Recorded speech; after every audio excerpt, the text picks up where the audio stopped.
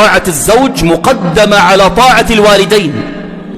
أعيد، طاعة الزوج مقدمة على طاعة الوالدين. يعني إذا قال لك لا تروحي عن بيت أهلك، ما بتروح عن بيت أهلك، بل لا تصومين صيام النافلة بدون إذنه. إذا كنت صائم يقول لك افطري، تفطري.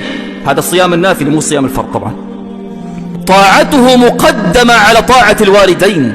قال رسول الله صلى الله عليه وسلم: إذا صلت المرأة خمسها وصامت شهرها شهر رمضان وحفظت فرجها وأطاعت زوجها كان لها عند ربها مكانة عالية عظيمة، فيرضى عنها ويخيرها يوم القيامة أن تدخل من أي أبواب الجنة شاءت.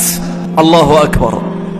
من أي أبواب الجنة 8 شاءت. من باب الجهاد ادخلي، من باب الصيام الريان ادخلي، من باب الصلاة أنت مخيرة، اختاري. فأي نعيم هذا.